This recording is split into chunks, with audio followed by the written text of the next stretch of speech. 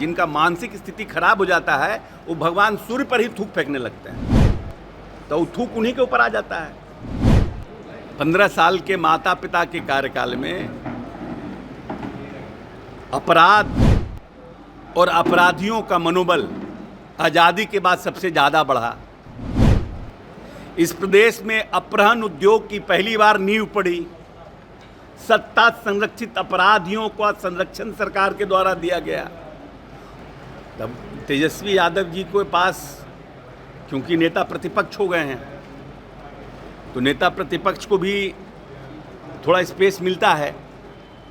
तो जिस व्यक्ति जिनके कार्यकाल में 15 साल के माता पिता के कार्यकाल में अपराध और अपराधियों का मनोबल आज़ादी के बाद सबसे ज़्यादा बढ़ा। 118 नरसंहार हुए। धार्मिक दंगे बिहार में सबसे ज़्यादा उनके कार्यकाल में हुए। इस प्रदेश में अपहरण उद्योग की पहली बार नींव पड़ी। सत्ता संरक्षित अपराधियों का संरक्षण सरकार के द्वारा दिया गया। वो लोग लॉ एंड ऑर्डर पर टिप्पणी करते हैं।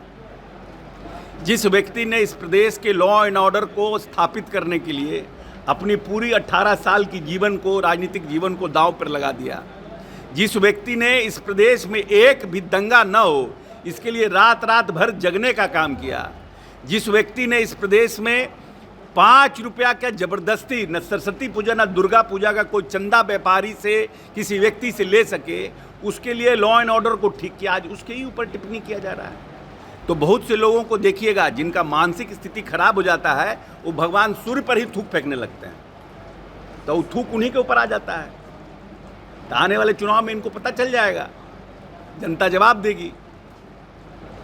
22,000 करोड़ के बजट का प्रदेश नीतीश कुमार को मिला था और आज बिहार में 2,80,000 करोड़ का बजट का प्रदेश बन गया है।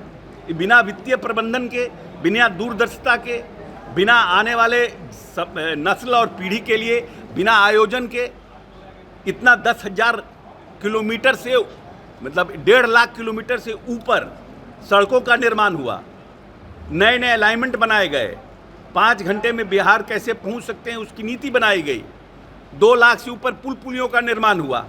उस व्यक्ति के ऊपर आप कह रहे हैं कि आप रोज बुलेटिन जारी कर रहे हैं।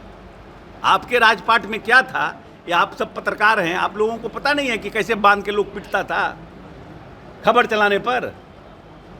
उन लोग टिप्पणी कर रहे हैं, बुलेटिन जारी कर रहे हैं। कहा कि आप तो सोशल मीडिया का ज़माना है, आपको अपने भी करना नहीं है, 3 आदमी रख लीजिए, अपना अकाउंट उनको दे दीजिए, वो सुबह सुबह अपना कर देंगे। आरक्षण मुद्दे को लेकर के चिराग की पार्टी में लगातार टूट होने की खबरें आती रहती है। नहीं, गलत बात है। हम तो लोजपा पर, हमको लोजपा पे तो लोजपा के लोग बोलेंगे ना, लेकिन हम लोगों का कहीं कोई इंटरेस्ट नहीं है। हम लोग पूरी तरह से यूनाइटेड हैं, एनडीए पूरी तरह से यूनाइटेड है। आरक्षण के ऊपर जो लोग पर्दे के पीछे से खेल खेलना चाहते हैं, विपक्ष के लोग, जो दलित के लोग हैं, उसमें बंटवारा करना चाहते हैं। पूरी तरह से देश का दलित एकजुट है और अपने आरक्षण के जो कानूनी जो लड़ाई है उसको लड़ना भी जानता है, उसका संरक्षण भी जानता है। इस देश में ना आरक्षण खत्म हो सकता है, इस देश में ना आरक्षण पर क्रीमी लेयर लागू हो सकता है, इस देश में ना जो लोग चाहते हैं कि हम दलितों को भड़का करके हम वोट ले लें, उनका वोट भी नहीं जा सकता है। कभी आज तक पंचायती राज व्यवस्था में नीतीश कुमार के आने से पहले कभी आरक्षण की व्यवस्था नहीं थी। जो बड़े बड़े लोग आरक्षण पर या दलितों की हितैषी होने का दावा करते हैं, उनके समय में बिहार में कल्याण विभाग हुआ करता था, अनुसूचित जाति जनजाति का।